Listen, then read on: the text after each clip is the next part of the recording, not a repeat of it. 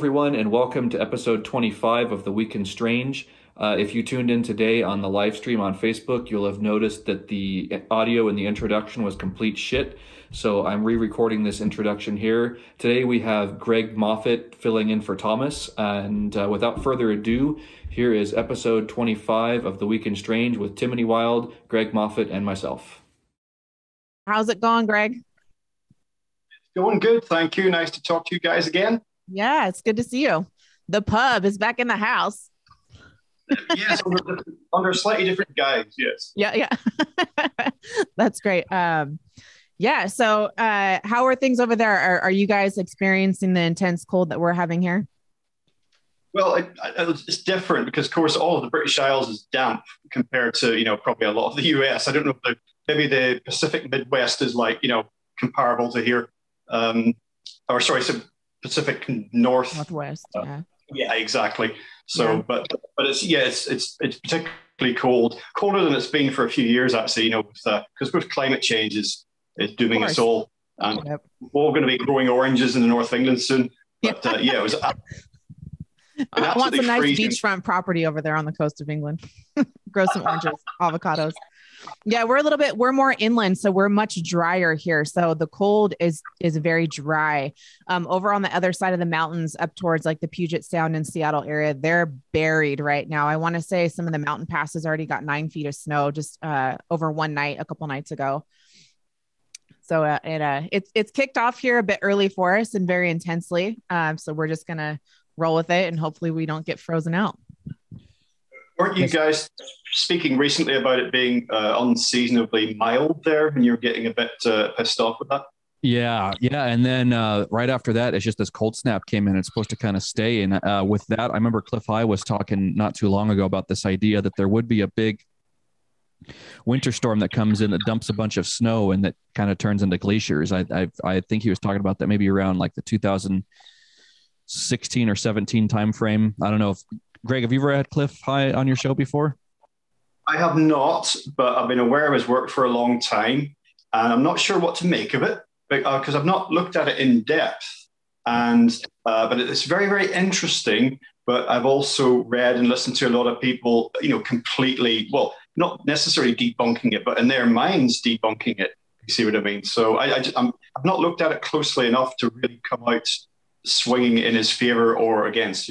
Yeah, I like Cliff's work, and there's a number of people here in the tribe that I think Kathy and then Leela Marie just mentioned that she listens to Cliff too. I've been kind of following his work since around, I want to say like 2011, 2012 timeframe, and I've always kind of appreciated his point of view on things. But with technical stuff in mind, please, anybody on Facebook, if there's any weird audio shit that comes up, just please drop it in the chat. Because as Timothy was saying, I don't know if it's the weather or catalytic exteriorization, but I'm sure you all heard it there when we're trying to start the show. I was having all kinds of audio glitches. So if anything goes on, please just type it over in the Facebook chat. And I think I'll hand it over to Timothy to start with the first story. All right, Greg, you ready for this? I'm about to hit you with it. Try me and see what happens. Okay, here we go. This story was published December 9th, so it's a couple weeks old, but still current. New law would fund reverse engineering of UFO tech. The bill would allow funding requests to replicate any such advanced characteristics and performance of UFOs. Congress is set to pass a new defense bill introduced on Tuesday that would allow funding to reverse engineer UFO technology. That's right, just like in the Independence Day movies. The bill would form a rapid response force that would conduct field investigations and analyze data from any sightings of unidentified aerial phenomena, also known as UAPs, the U.S. government's preferred term for UFOs. The group appears to fall under the purview of the UFO task force that the Pentagon announced 2 weeks ago. Protecting our national security interests means knowing who and what are flying in U.S. airspace. Republican Ruben Gallego, a co-sponsor of the legislation, told military.com, "Right now, our system of tracking and identifying UAPs is scattered throughout the Department of Defense and other departments and agencies of the federal government."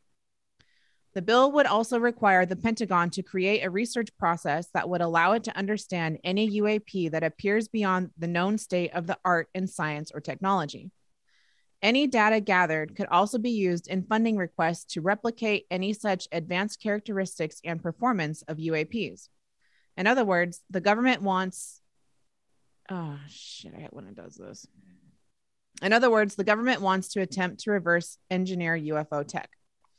While it's certainly intriguing that the government is much more gung-ho about UFOs lately, it's more important to note that this should all be taken with a gigantic grain of salt. Most UFO sightings are likely the result of optical illusions or hardware glitches.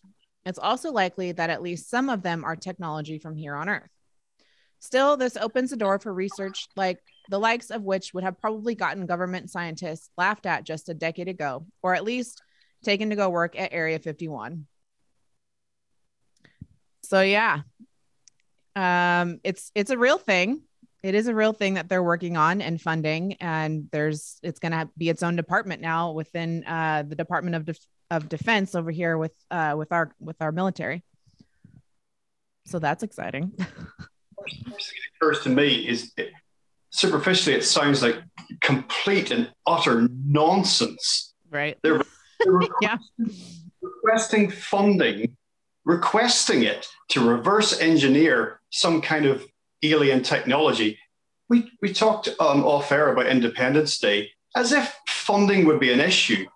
Right. You know, funding consists of what? Numbers on a screen. Money isn't the issue. Resources are the issue. So if there was some kind of crashed craft or some kind of actual, off-world technology that was, they wanted to like spend time and money and employ scientists to look into, it wouldn't matter what the numbers on a screen said. They would make it happen. So I mean, this to me just is like a bit of a red flag. It's like, what are you talking about? Request funding for it.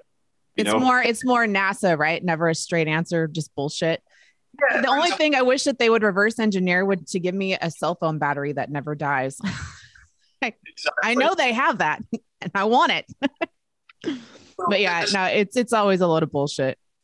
Yeah, it's just a weird story. It's like, just what? And it's also somehow implies, it makes it all sound very workaday and mundane, like this either has just happened or it's just about to happen, or when it does happen, you're not even going to look up from your latte. You just go, oh yeah, another UFO, or sorry, another alien craft has crashed, and they've got a few trillion to reverse engineer it, like that, as if that was even possible. I think in some people's minds, fantasy and reality blur very easily, and this is especially the case when it comes to ideas about ETs and off-world entities. And I'll just throw into the mix while we're here, just out of the gate, and this is a point I've made many, many times myself in my own media. People conflate UFOs with ideas of extraterrestrials or craft from other planets, other solar systems elsewhere in the galaxy or even the universe. UFO simply, or if you want to use the UAP, this white, just about how many acronyms do we need, which is like this alphabety spaghetti of like acronyms. But UFO means unidentified flying object. That simply means something in the sky, whether a light or something moving, that the observer or observers cannot readily identify. It doesn't imply anything otherworldly at all. It simply means, look at that up there, I don't know what it is. And if you're an expert, and I've watched a few of these, sort of trashy magazine TV shows where they investigate UFOs, and they get all sorts of experts from the aeronautical industry and space industry, and to analyze footage and what have you, and they can't identify it either. Fine, it's a UFO, it's unidentified. That doesn't imply anything else. It might be close encounter of any number of those, because there's about 7 kinds, I think. Might be any of that, but it doesn't. These two things are separate. So it really gets my goat when people say UFO and people think it's like a physical craft with physical beings in it. So that's just me being a little bit pedantic, but I just wanted to set that as a kind of benchmark for terminology.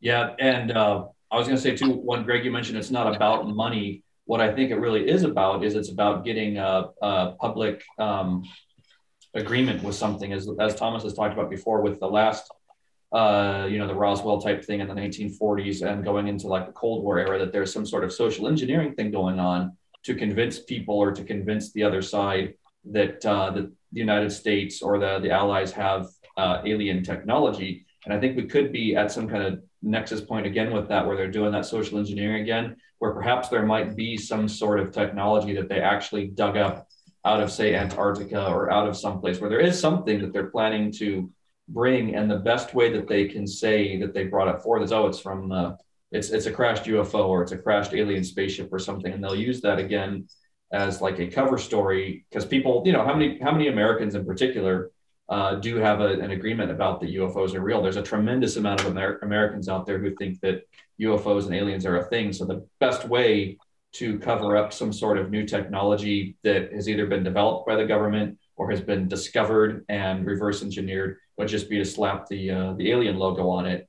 And I think there'd be like a lot of agreement behind American people and behind a lot of people right now that oh yeah, that's where that comes from. And just again, the same kind of thing Thomas talks about, that, you know, that was used as a way of manipulating people's minds in a, you know, because right now if the West is facing off, or the free world is facing off with the CCP, or about to be like that, and the US or the free countries have some sort of, you know, high technology, that might be that extra little bit of like psychic energy that the West needs to give them, like this courage or a sense of safety, that there's some great technology that could help us fight against the CCP. Not saying that it's alien technology per se.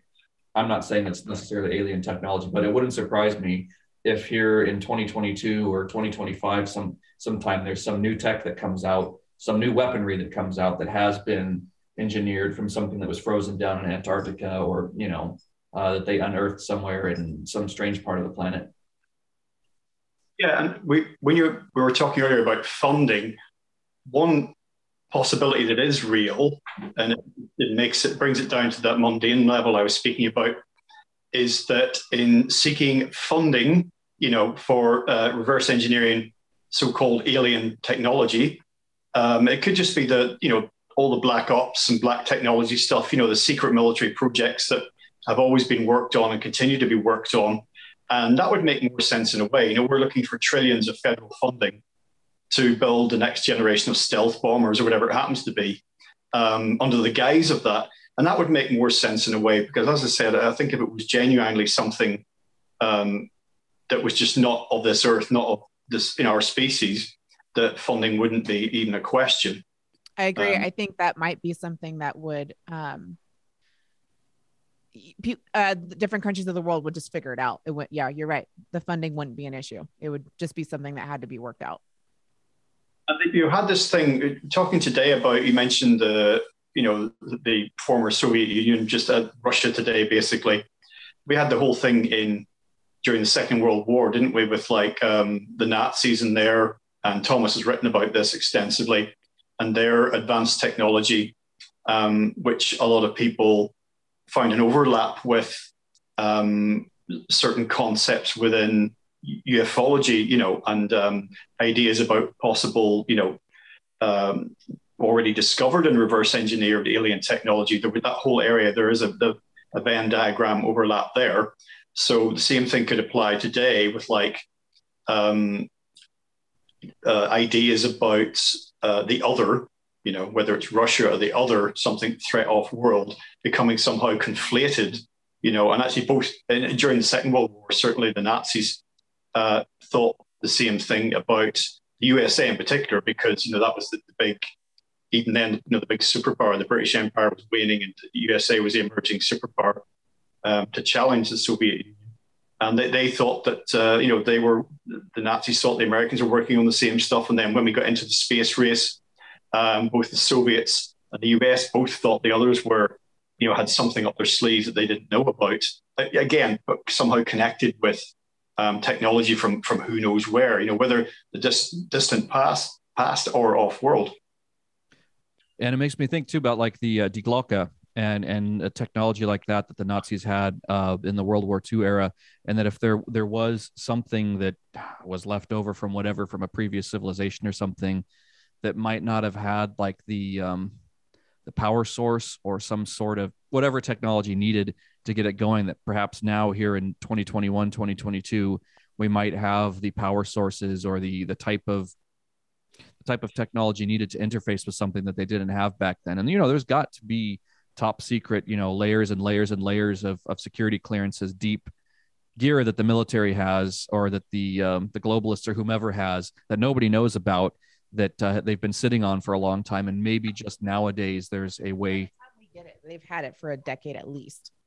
Right. Yeah. By the time we get it, like, whether it's like Wi-Fi or the internet or something, like they've already been working on that stuff for 50 years. And then when the public gets it, it's already been developed, and, it's open source at this point.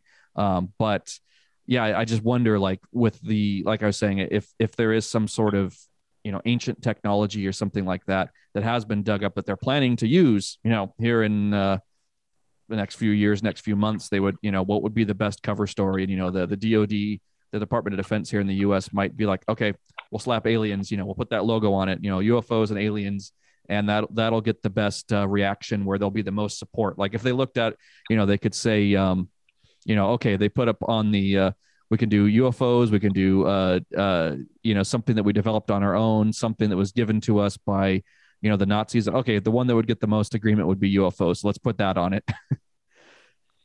Well, and everything we've mentioned, Independence Day, the movie already, and everything from that through to, say, something like Stargate, like the original movie, there's this idea of technology from elsewhere or elsewhen, but we can't make it work. What is it? And you can imagine hundreds of years from now, if our civilization devolves and goes the way of so many other advanced civilizations on this planet, I think there'd be many, many more of them than we care to give credence to. You might find someone with a smartphone, digging it up in the desert somewhere 1,000 years from now, or even finding a CD player and just on CDs and just say, I don't know how to make this work. They don't have electricity, so they've got this stuff and they realize it's significant, but how do we make this work? Yeah. So they turn their greatest minds to playing Dire Straits Brothers in Arms, on the CD player. Right. Yeah. Yeah. What was it in Stargate in the SG-1? They called it the ZPM, the thing that they needed as an interface to interface the Stargate to their computer. They just had that one piece of technology that was able to get all the, because they didn't have the thing that you dialed in that's on all the other planets, right? I want to say that was, yeah, it's been a while since I've watched Stargate SG-1, but it's just like that. They needed some sort of computer interface to work to make the Stargate be able to open up and dial off-world. That I think Daniel Jackson had gotten all that developed in the original Stargate film. So something like that. I do really like that kind of Stargate idea, that there's some sort of ancient technology that was made probably by the people who built the pyramids, or whoever was the previous owners of this planet before the current owners bought it off of a used planet auction or something. I kind of like that idea that, like, maybe a long time ago, this used to be a living planet somewhere else in the galaxy, and then some the civilization died off in it, and it ended up in a kind of a scrap yard. And then when somebody came along and purchased it, there's still a couple like pyramids and ancient tech left over on it. And kind of like when you buy a used car off of someone, they might still have their CD in the CD player or something like that. Do you remember in Total Recall, the atmosphere generator that was supposedly millions of years old? I'm sure you've seen the film with Schwarzenegger, based on Philip K. Dick's story, We'll Remember It For You Wholesale. And there's that huge atmosphere generator which allowed Mars to be habitable for humans or oxygen-breathing life forms. And they're trying to figure out how to turn it on, how to switch it on. That was the big issue, and eventually they did. And of course, at the end of the film, spoiler alert, Mars is given its oxygenated atmosphere back again.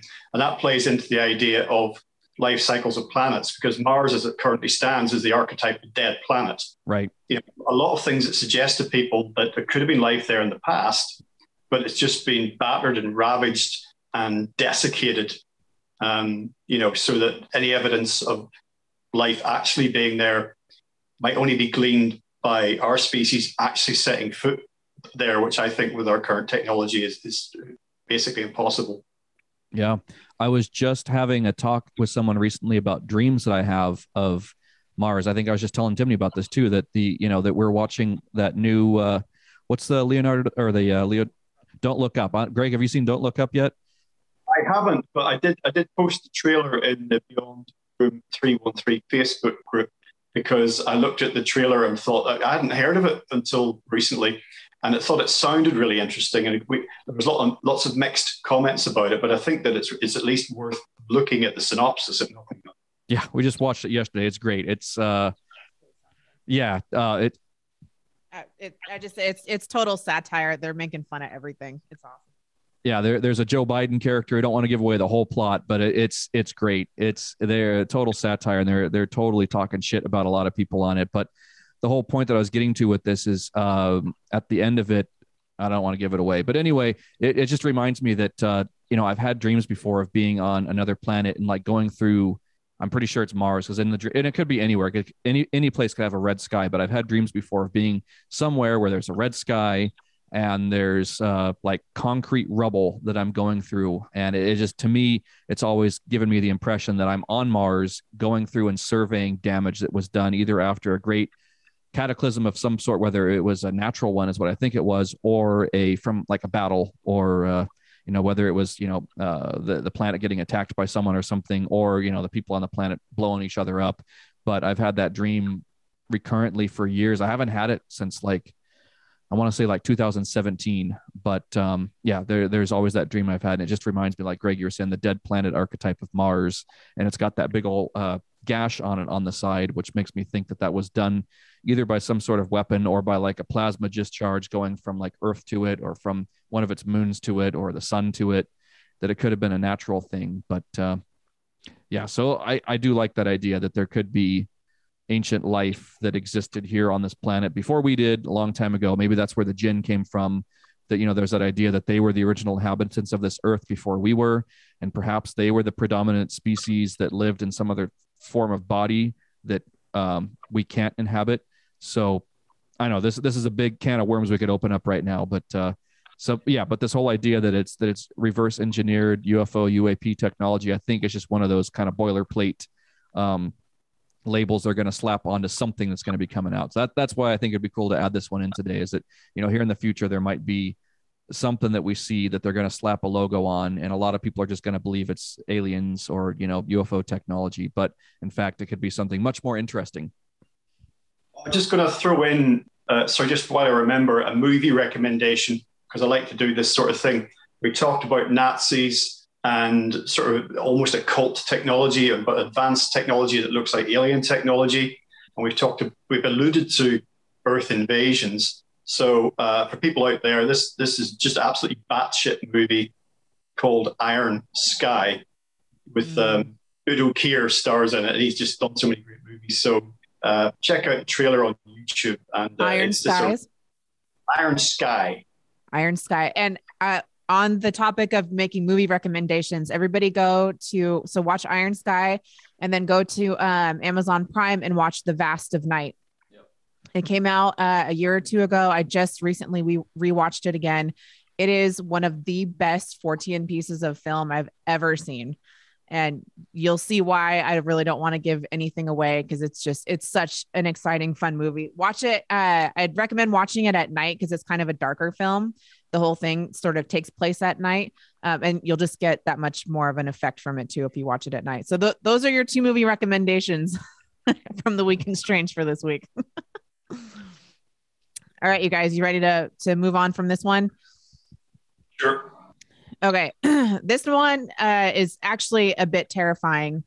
And I don't think it will come as any surprise to any of us, but nonetheless. Okay. Is Beijing weaponizing your DNA? If you've had a C-19 test, there's a good possibility that the folks in the CCP and the People's Liberation Army have your DNA. If so, they probably know more about your health and DNA vulnerabilities than you do. The implications of that are disturbing, to say the least. The company contracted to conduct the C-19 tests is Fulgent Genetics, a nationwide DNA sequencing and disease testing firm. According to the firm's website, its stated mission is developing flexible and affordable genetic testing that improves the everyday lives of those around us. Apparently, we are to believe that fulgurant genetics is here to improve all of our lives. On November 29th of this year, the Office of the Sheriff of LA County posted a letter to the LA County Board of Supervisors. That letter stated that the Los Angeles County Sheriff's Department would not be participating in the C19 testing with fulgurant genetics.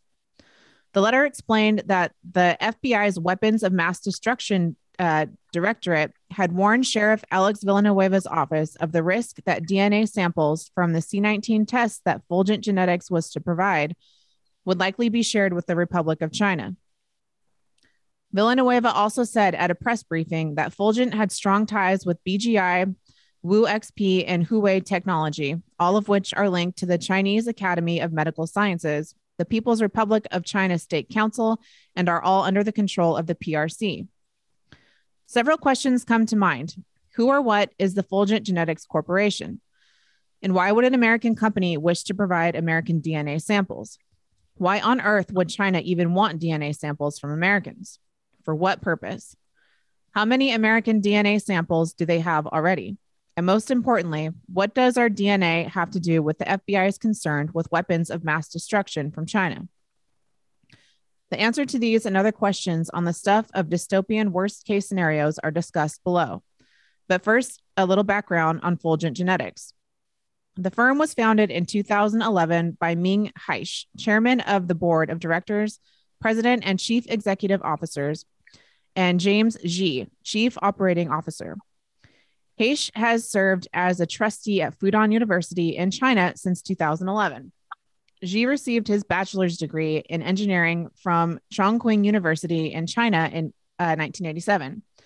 Perhaps not surprisingly, both men have deep ties to China. And apparently, Fulgurant has been sharing Americans' DNA from coast to coast with China.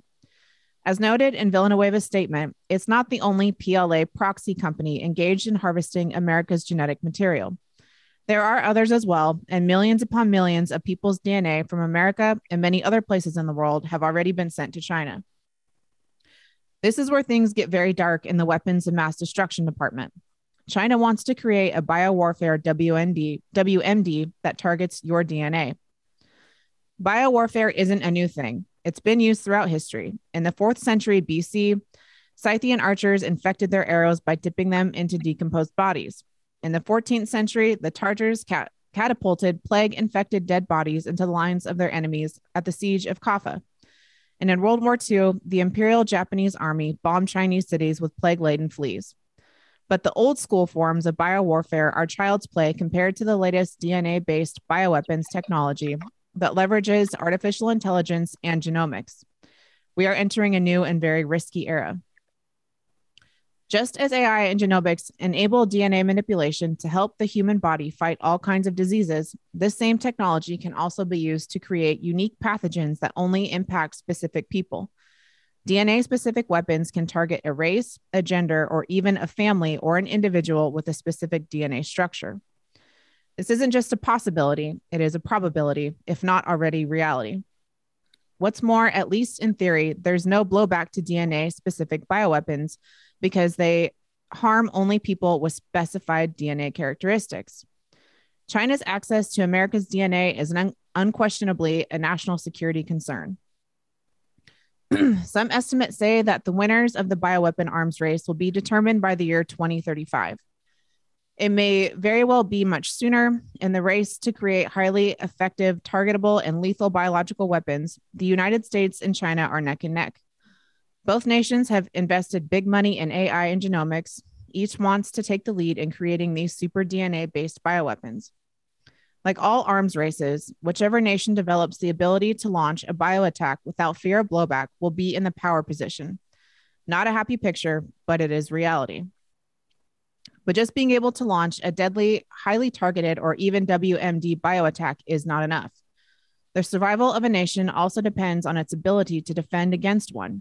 Like nuclear retaliation strategy is meant to deter a first strike, a nation's biowarfare retaliation ability may be a critical factor in deterring such attacks. Unfortunately, AI and genomics make creating potentially thousands of genetically modified lethal pathogens easy.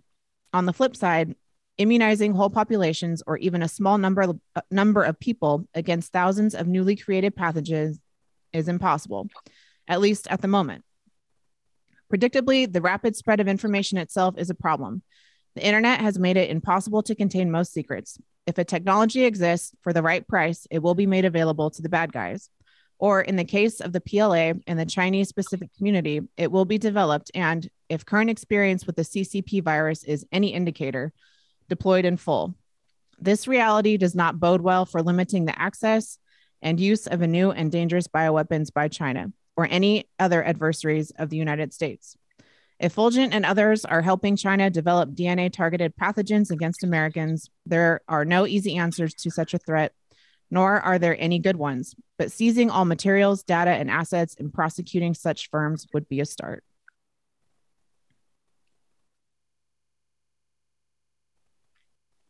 Where to start with that one, really?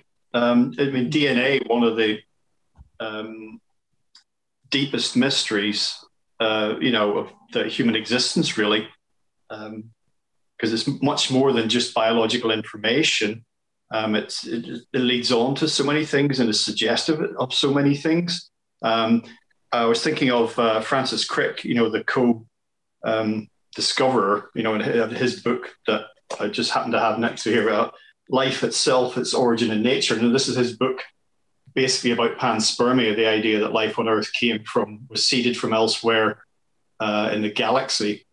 But yeah, I mean, all that work prompts way more questions than it provides answers. So the reason I go kind of a little bit mystical in this straight away is because everything that article says, again, is very workaday and mundane, like this is already understood. I think when you're messing with, for example, DNA, human or any other creature, I don't really think that scientists or whoever else happens to be doing it fundamentally grasp what it is that they're doing.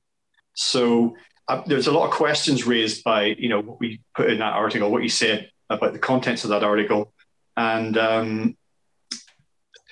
I don't know. Give me some of your thoughts, you guys, before we go any further. But there's a ton of questions there which reflect somewhat my thoughts on the UFO, the alien technology story, which is kind of like we're getting a bit ahead of ourselves, and we think a little bit too highly of ourselves a lot of the time. Yeah, I think, and this may be kind of going way out there on the fringe, but also probably not like what you're talking about and what they're saying in here, but busting open the human genome and opening up DNA and getting in there and really not understanding what they're doing. To me, it has a very similar potentially consequential effect of the same thing that they did with the atom bomb, where they tore atoms apart without knowing what they were doing. And it was an amazing feat. Nobody can deny what it was absolutely remarkable. And just watching those explosions, you can't look away. And you have to admire the minds that went behind that and were able to figure that out. But the effects and the fallout of those things that last for thousands, if not millions of years. And then to tie that also into what, Thomas is saying with the needlecraft, how you very well could be putting a piece or your soul on the line if that's what happens to you, and your DNA gets busted open by these people who don't know or care or have any spiritual inclination about what they're doing or why they're doing it. They're merely doing it for a mechanical prestige, I guess, to feel really great about themselves and be masters of the universe. But that's kind of what I think about that, is it could have the same after effects of what we've seen since the atomic bombs and that whole process of fission was ripped apart. That's why I kind of went to use my word mystical straight away, because that's where that takes me. When I read about, even reading Francis Crick's book about panspermia, it immediately took me into realms that are, beyond what we call science. But what you said reminds me of a couple of things. One, real world, and again, one, pop culture, because I find myself constantly bringing pop culture references into my own work, because I think that culture, particularly pop culture, can tell us a lot about the the psychic weather of the time, you know, like where we are as a species at any given moment, where we've come from, where we're going.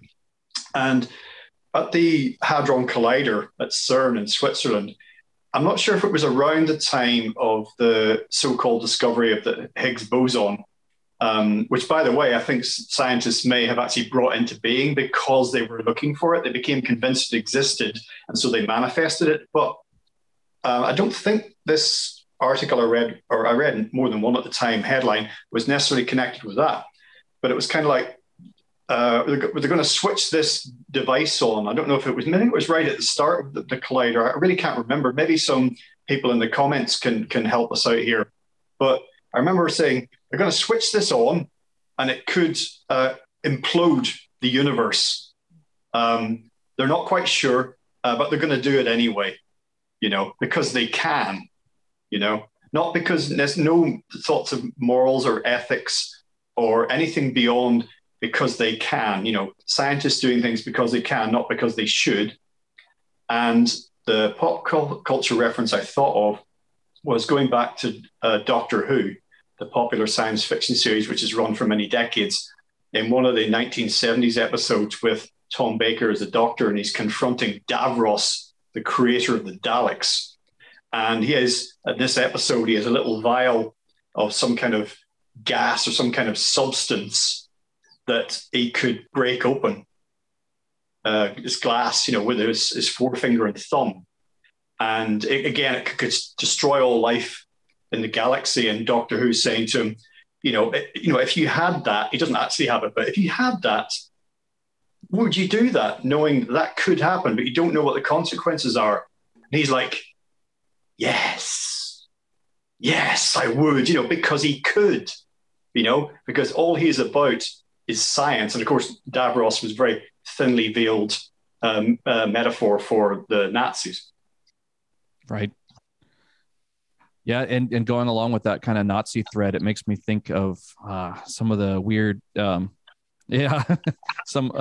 trying for the will stuff, but some of the weird Mengele type stuff that was going on, and also kind of some blood magic things that if they're harvesting DNA, for instance, from the West, from the free world, we'll just call it the free world, because it's almost like the United States is the last piece on the chessboard of the free world. And if the United States falls, it's kind of, you know, checkmate for the free world.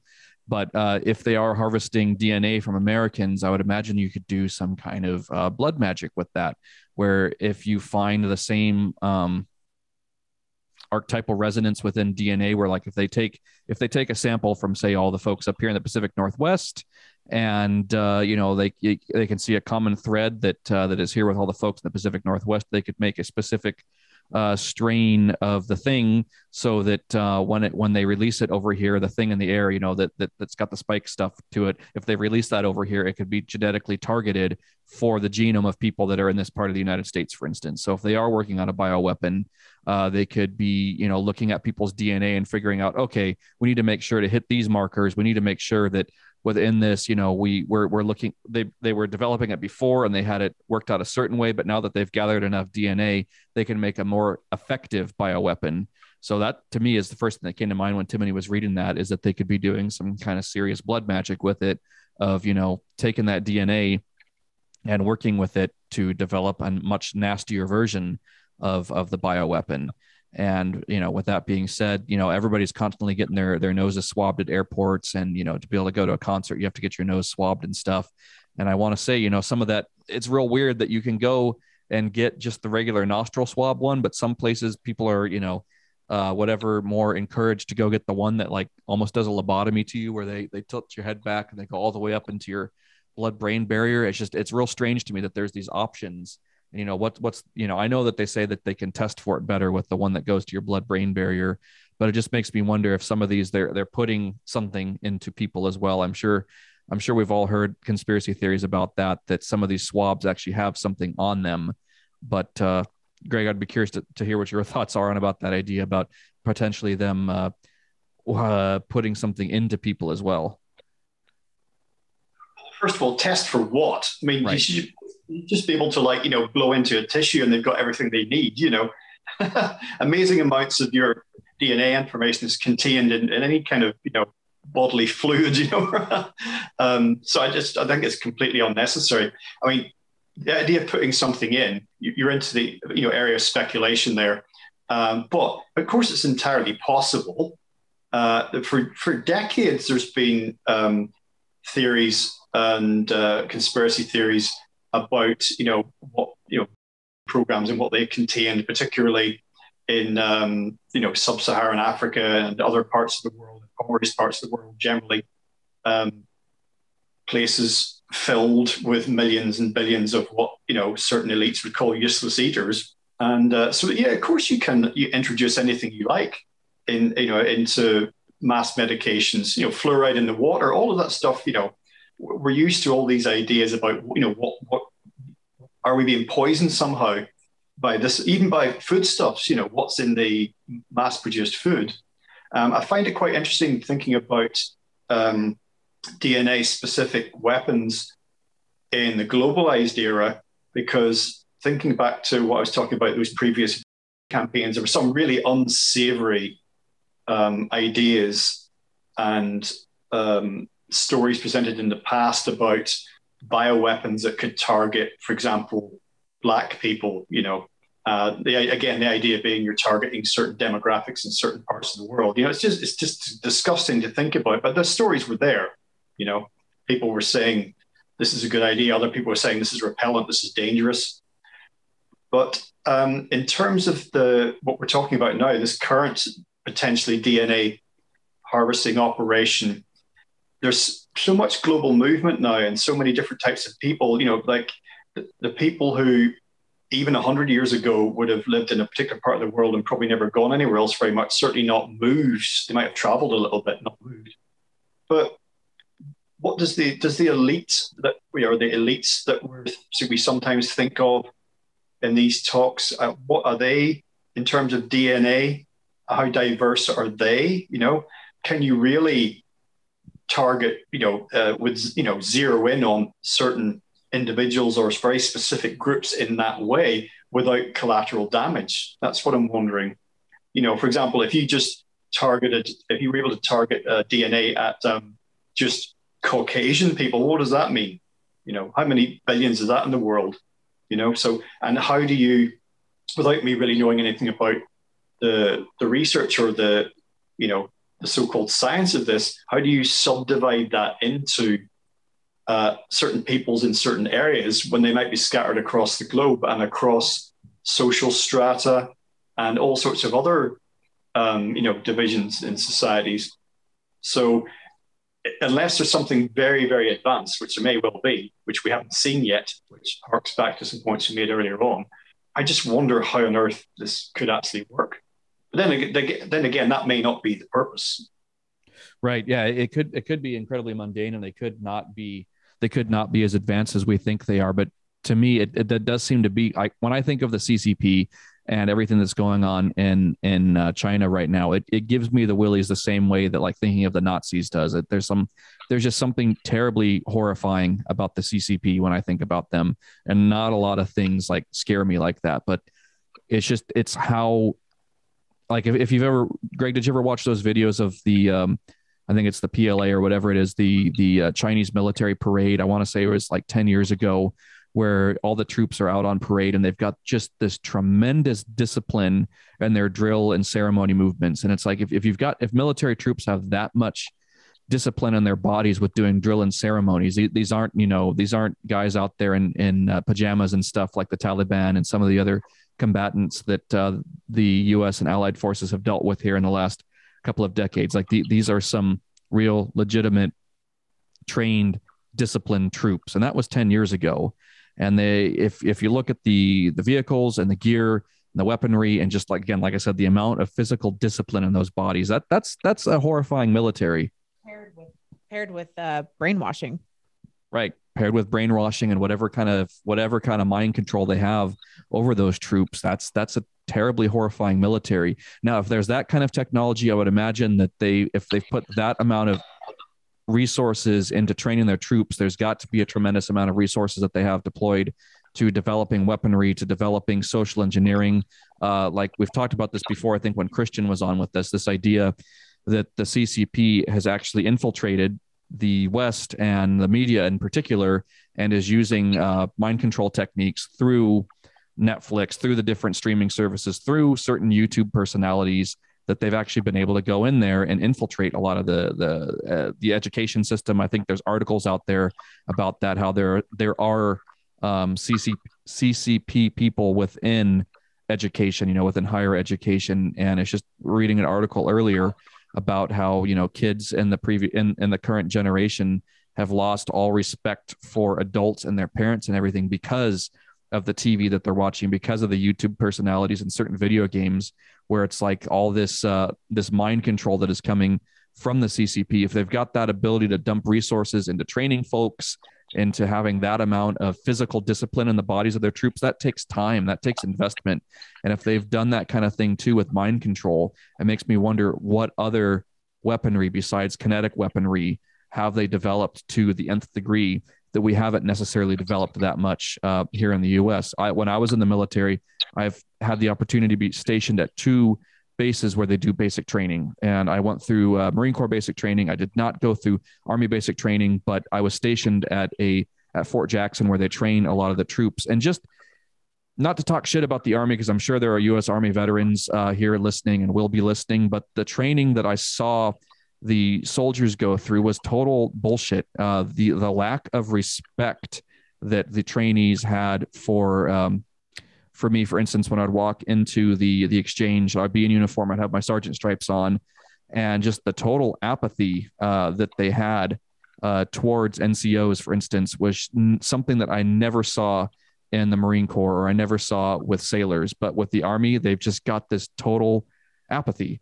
So it's strange to me that the U.S. Army, the biggest branch of the U.S. military, just has no fucking discipline. Yes, there are very good troops within the U.S. Army, but the amount of physical discipline, mental discipline that the troops have, it's nothing. Like I've seen them march, I've seen them do drill, I've seen them, do training with weapons and everything. And it's like, we've got some really nice, expensive gear, but the troops that are using that gear are pretty substandard, just like the way most of law enforcement personnel is out there. There's some pretty shitty cops and pretty shitty soldiers out there, compared to, like I was saying, with the parades that you see on TV now. It looks like fucking Nazis, the CCP military folks. I don't know, Greg, have you seen those videos I'm talking about of them marching around? I have seen some of them. I'm just going to throw in a quick housekeeping point that maybe nobody apart from me noticed. Earlier on in the talk, you said CCP, yes, which I then turned into CCCP in the Soviet Union. When I then referred to the Soviet Union, I did mean to refer to the Soviet Union. I wasn't getting it wrong. So for anybody that's picked up on that, I did turn that into that, one thing into another, but I did mean to talk about the Soviet Union. Yeah, I mean, the guys in those drills you're talking about, they're machines, and they're quite dehumanized. It seems to me they're like a bridging point between the human, fully human military and all this stuff that we hear about, robot soldiers and everything else. You can go online and find lots and lots of material on that, all these sorts. I mean, quite relatively primitive at the minute and quite easy to defend against or to, counterattack. But it does make you think about when it's that far advanced already. And I'm not talking about Chinese technology now, because we haven't been allowed to see that stuff, but US technology, when they're working on this. And it's like the guys in the Chinese drill remind me, pop culture reference, here we go. Kurt Russell in the film Soldier from years and years ago started out from childhood. And you see this maybe, like, I don't know if it's in Sparta or in certain other ancient civilizations. From the get-go, from you're a little boy, usually, no reason why it couldn't be a girl, you're a soldier, that's all you know, and you grew up to become that. And so therefore you don't know anything else.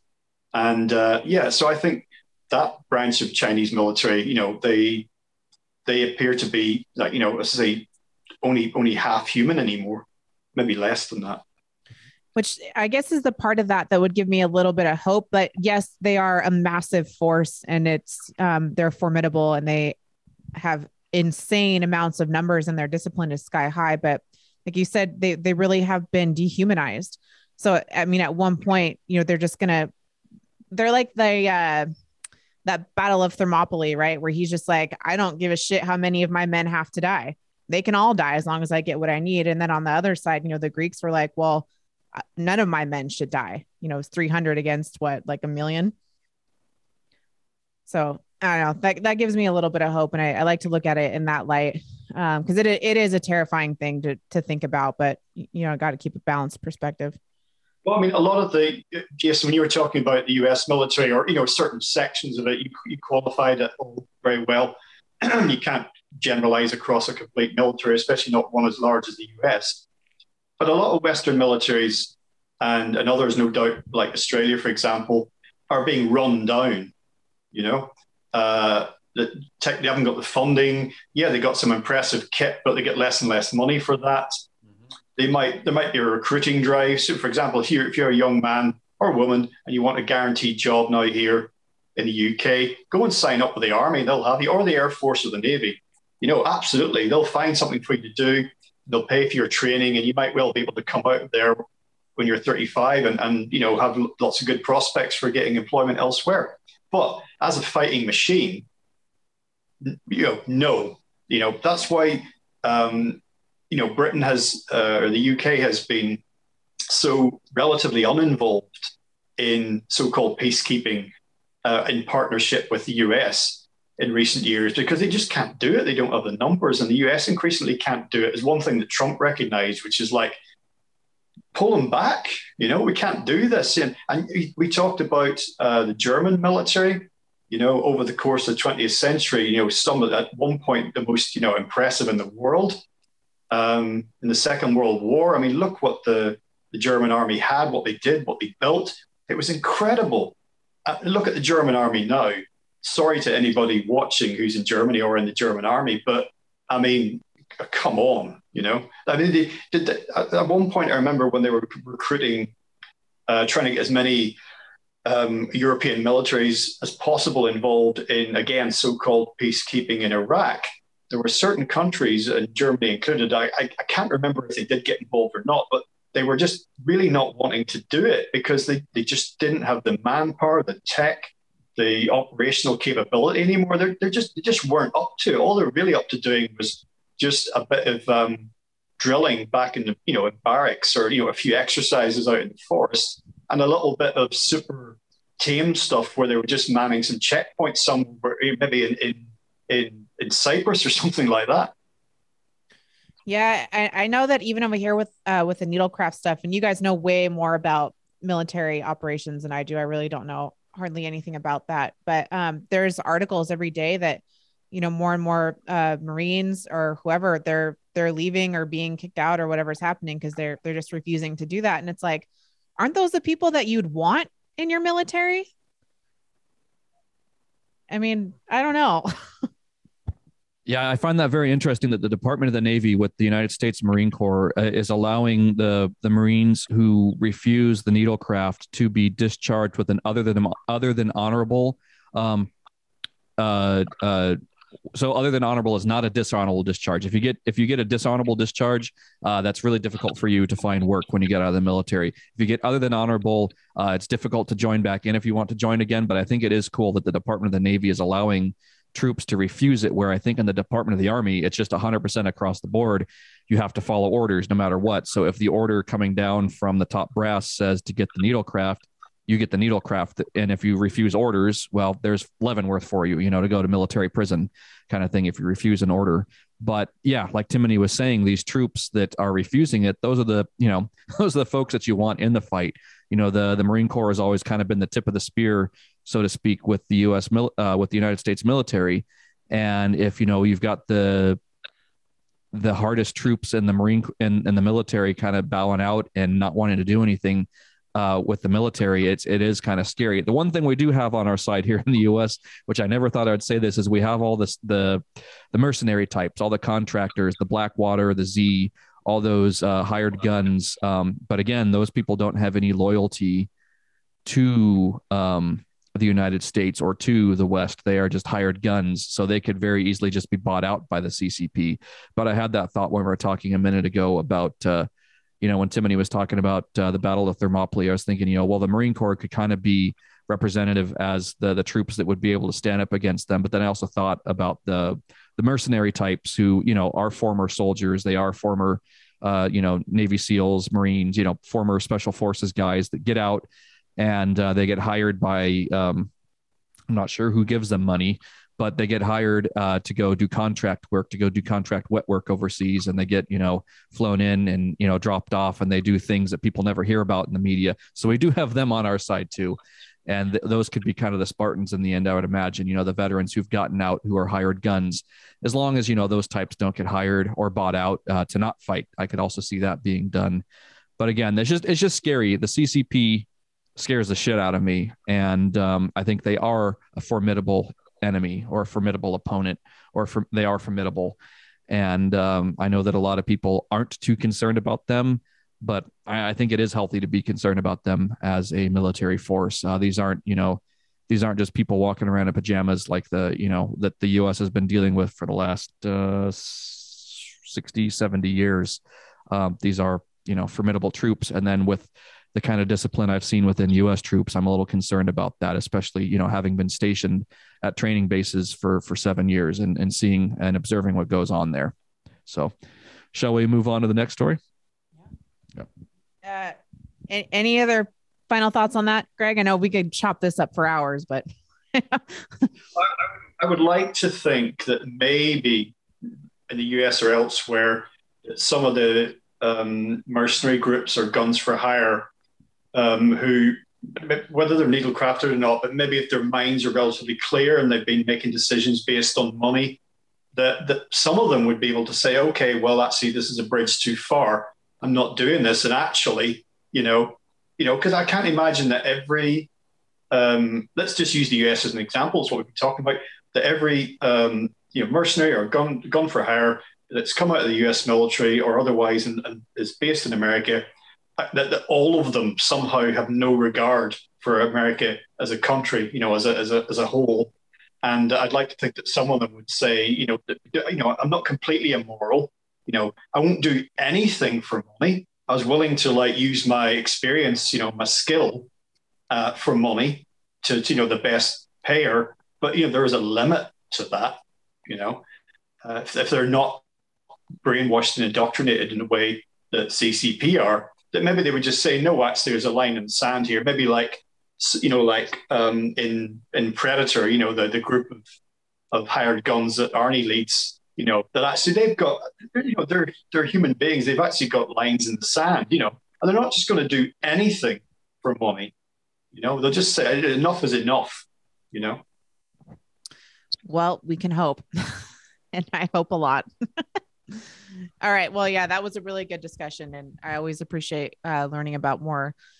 Like I said, I'm really not up to par on all my military knowledge. So it's always interesting learning about that from people who know more about it than I do. And hey, I consider myself to know nothing about it. I've never been in the military or don't know anybody personally who's been in the military. I'm just pulling stuff out of, the back room of my brain. So, well, it worked. Okay. The back room of the pub. Yeah.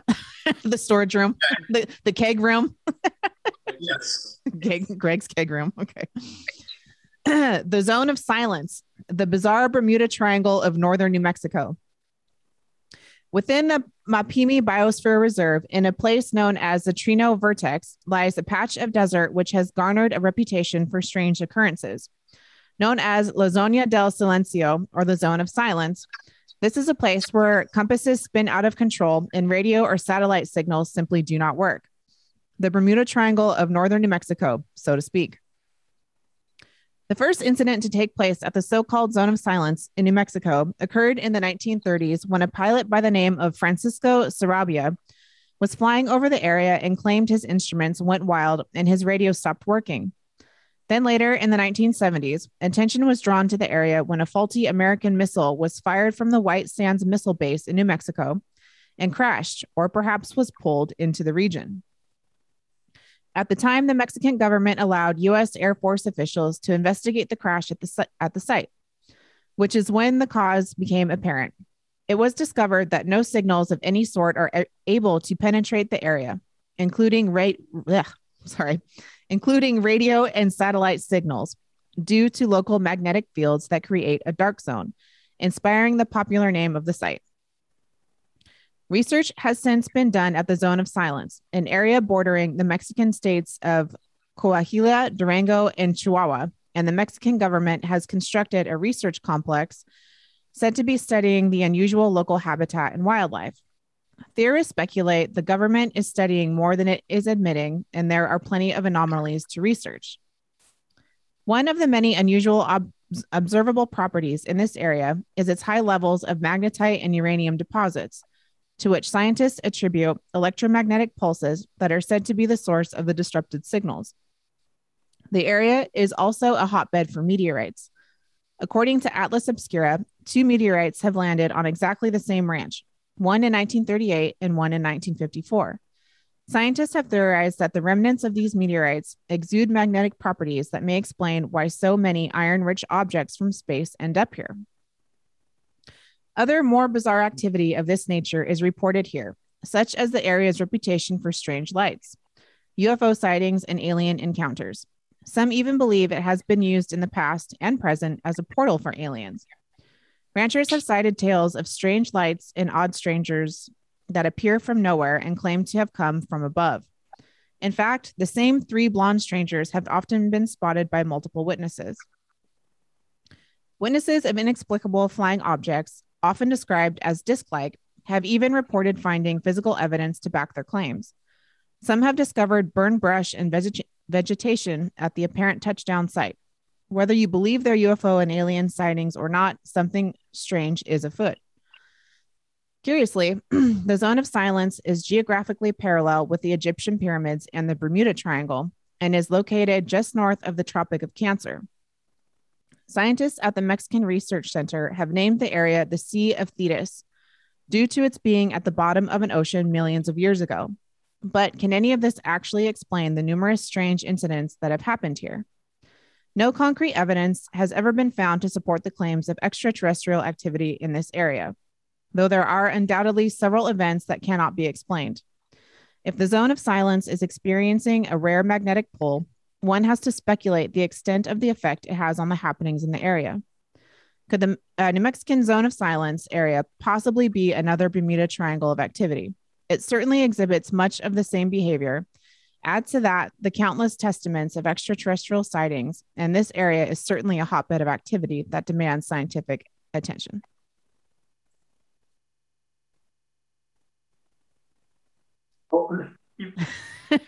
Yeah. Electromagnetism, and there's all sorts of earth energies that that affect life on Earth that we're only partially aware of. You know, that they affect us profoundly, but you know we're not immediately aware of it. And this reminds me of something in one of the recent Weeks in Strange, where the item you're talking about and Thomas referred to, you know, the Earth as being, well, obviously it's the whole thing's alive, but somehow interconnectedly so, and somehow perhaps conscious, you know, or operating in ways a bit like the human body does, you know, like, you know, our heart is connected to our lungs, connected to our brain, connected to our skin, everything works. And these are not separate things. It's the same with the Earth. We don't take these things as separate, as distinct, because we cannot, you know, all influences all. And I suppose this echoes the Gaia theory of Earth, doesn't it, as well? You know, one living sphere, completely interconnected and interdependent. So when I hear stories like this, I just think of that. I just think that, you know, there's just energy bouncing around. You know, everything is energy, visible or invisible. And why wouldn't there be concentrated centers of it? And that can be influenced by, you know, other non-material forces, not just electromagnetism. But here we get into, you know, one of my pet theories, you know, consciousness being fundamental, you know, thought, you know, that our brains extend beyond our bodies, and that energetic theory can apply to anything else that exists on the planet and the planet itself. So why wouldn't there be these weird anomalous pockets of things happening? Well, I say weird because that's how it appears to be superficially. But of course, I think these sorts of things, Fortean, paranormal, supernatural, are actually quite natural. Mm-hmm. It's just that we make paranormal the new normal. Yeah, literally. We've just said, we haven't encountered this before, or we discount it under our worldview, our scientific materialistic paradigm. So we put it in a category of strange.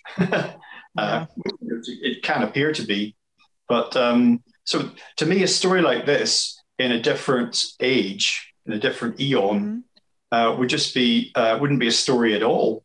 Really, not to say that we shouldn't discuss it or we should dismiss it, but a big part of me is sort of saying, well, yeah, of course, we don't understand it, but let's look into it. But let's not just go, oh my God, this is impossible, Yeah, no, you're right. It is very natural. And it sort of reminds me of like, we all have extra sensitive areas on our body, like whether it's, your knees or your elbows. Like, for instance, for me, I hate being tickled. If someone even is going to pretend to tickle me, I can feel it before it happens. And like all of my senses go off. And it's just, I don't like that feeling. But the fact of the point that I'm trying to make is those areas are hypersensitive on me. So I can feel when something is being drawn to it or like, magnetized towards it. It's like a magnetic feeling. And for me, that's a repellent feeling, but I'm just making an example of, these different spots on Earth that are extra sensitive and things are drawn to them or repelled from them. It's just like what you were saying, it's the same way that our hearts are connected to our whole bodies and our hearts are connected to, the beat of the earth and all that kind of stuff. So this shouldn't be paranormal news. This should just be, the regular stuff that we go throughout our day, knowing that this is what's happening in the world that we live in and we're humans and we're lucky to be here. It's an amazing experience. Instead of putting all of this stuff into a category of, unexplainable or unbelievable. And while it's fun to like have those moments of wonder and awe, and like, I don't understand what this is, like, it's totally blowing my mind. I have no clue what it is. It's unexplainable. Still understanding that we live within the system of whatever that is that's occurring. And so it is part of us and we're a part of it. And we can still be affected by those things, even if we don't all the way consciously understand what it is that's happening.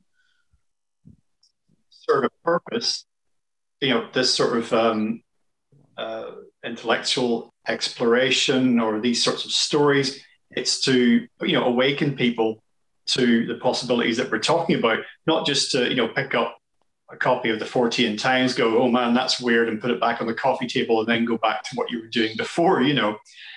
This sort of these emergent ideas should be part of our evolution, because this is written on a website or in a magazine, whatever it is. It's something that's coming up in the collective consciousness, like a expanding awareness or a re-emerging awareness.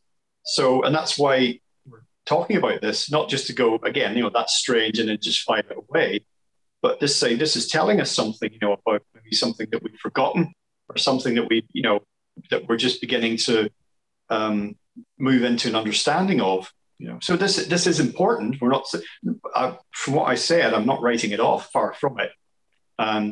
But it's just to say that, yes, it should be part of our innate understanding. But at the same time, it's the fact that it emerges in these relatively mundane forms.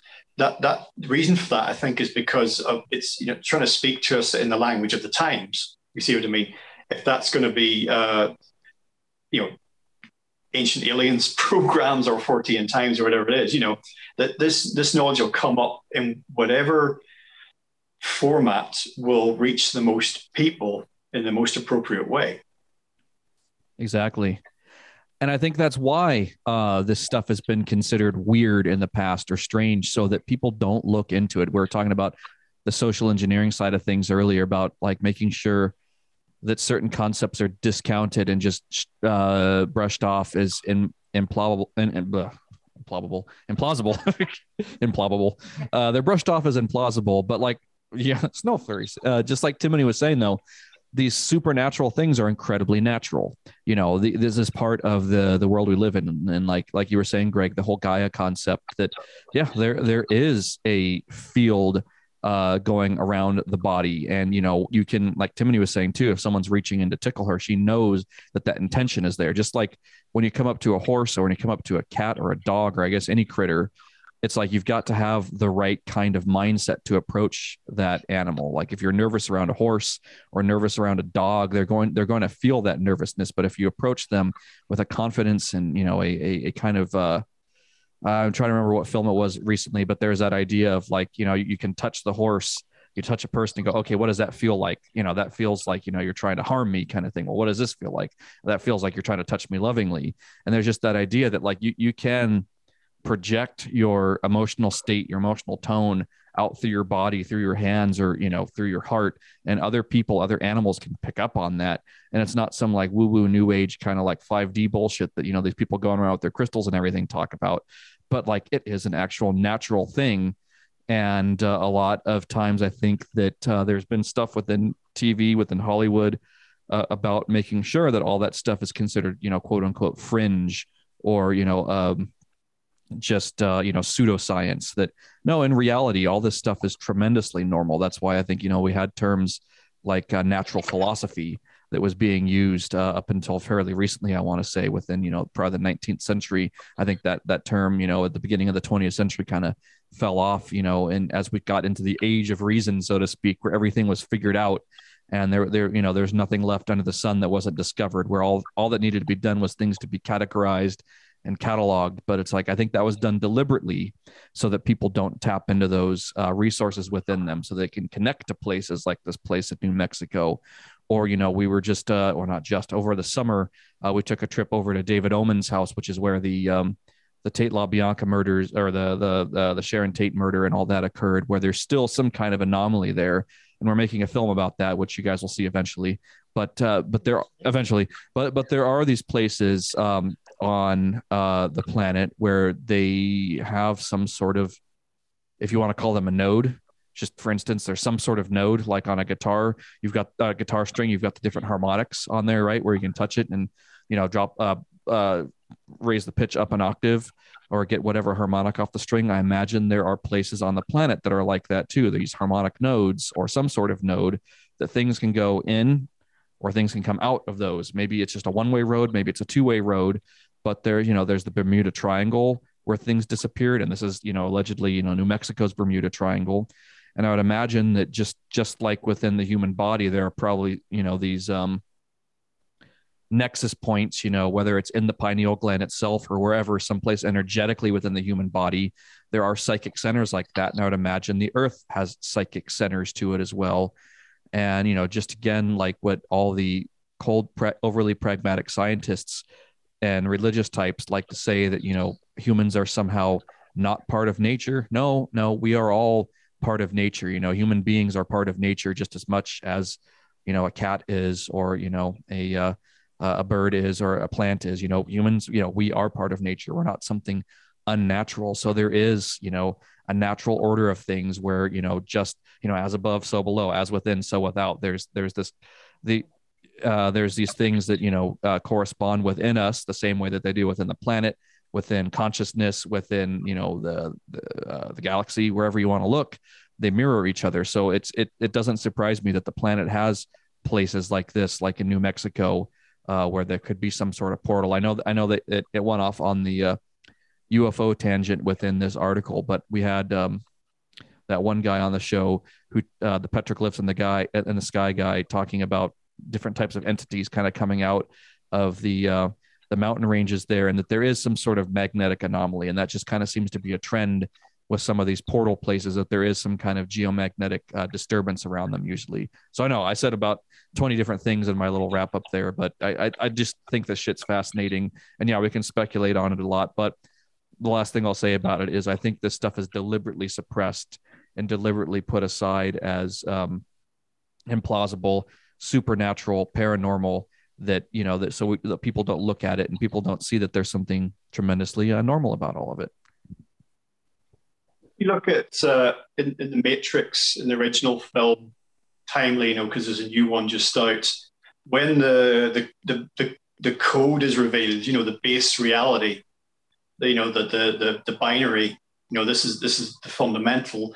That reflects for me ideas in quantum mechanics, quantum physics, about what we have so far learned about what the base reality is, and it's kind of like everything's one thing.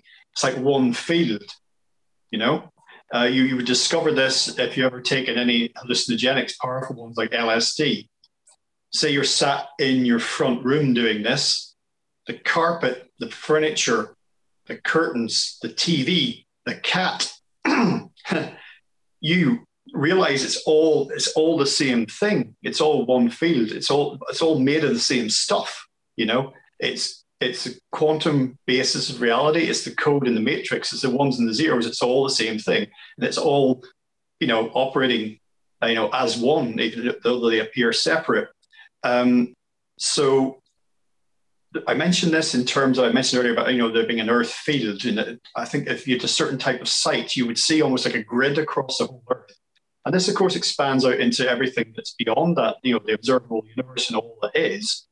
And that responds to, because everything's energy, it responds to what, input. So emotion, you see this in films like, here I go again. Sorry, I can't help myself. Go off, King.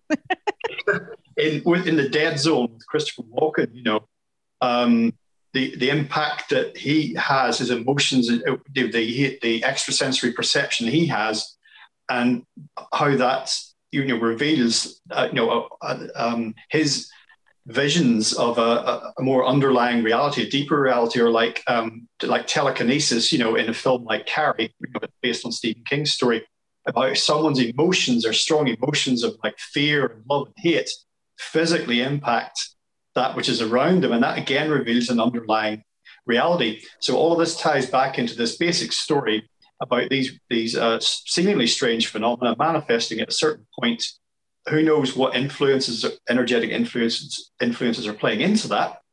But if we take that, this underlying field as a reality, then all of the strangeness becomes allowable. It doesn't mean that we understand it, but we can see potential mechanisms for how that might happen, and suddenly, the supernatural and paranormal strangeness, we can't explain it, can't understand it, but we can see, okay, yes, there is a vision of a base reality that at least allows for this, Yeah.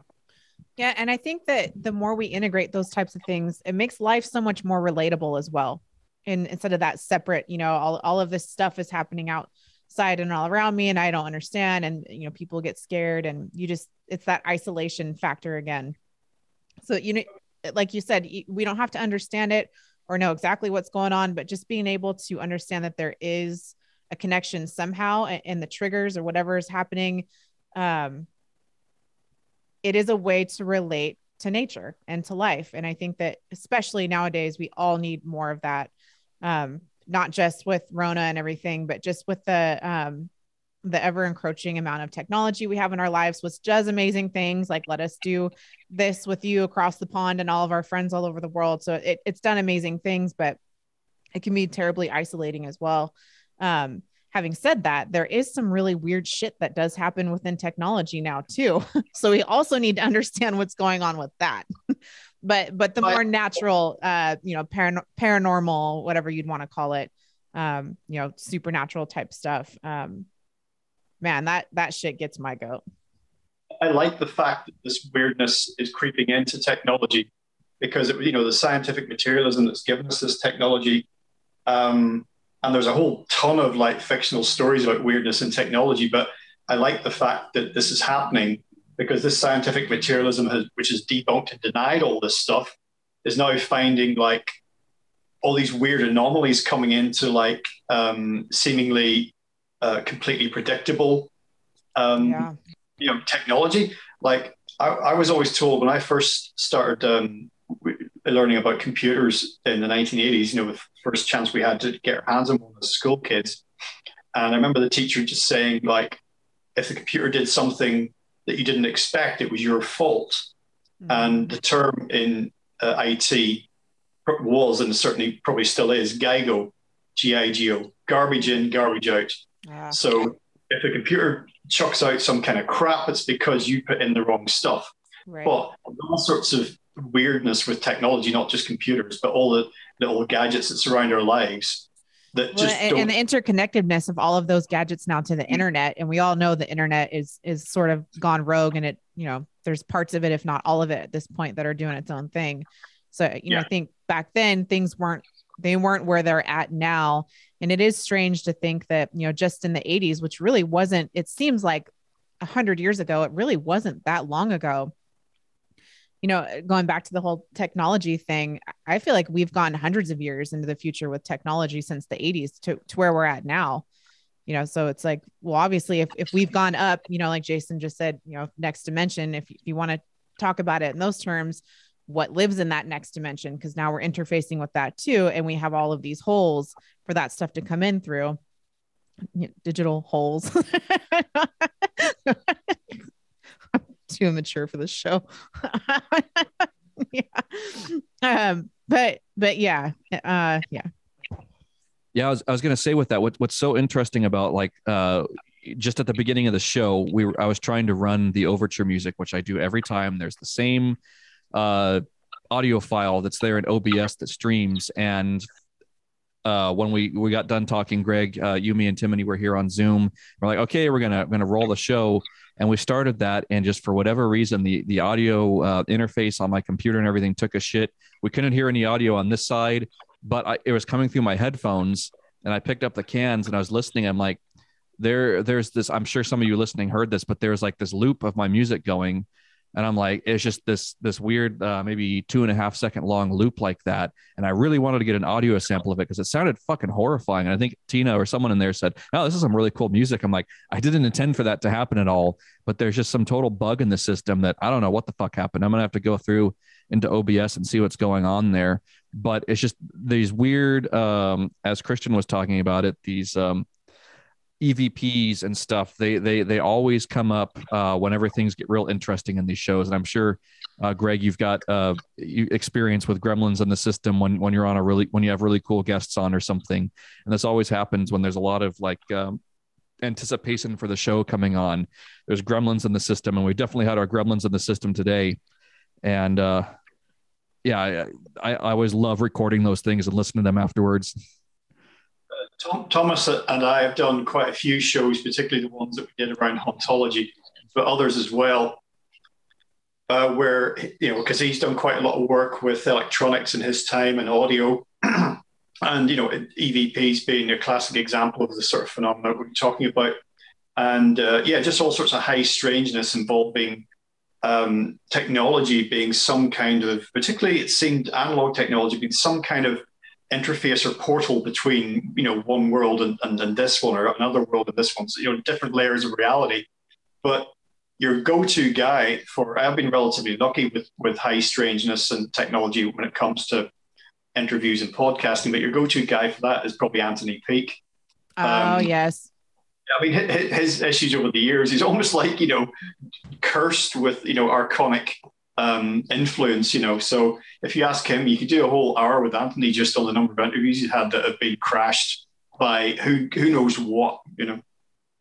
And Greg, I think you'll appreciate this. Something we've been wanting to do is capture some EVPs with this reel-to-reel tape player we picked up from a thrift store, but we've turned it on and done some weird shit with it already.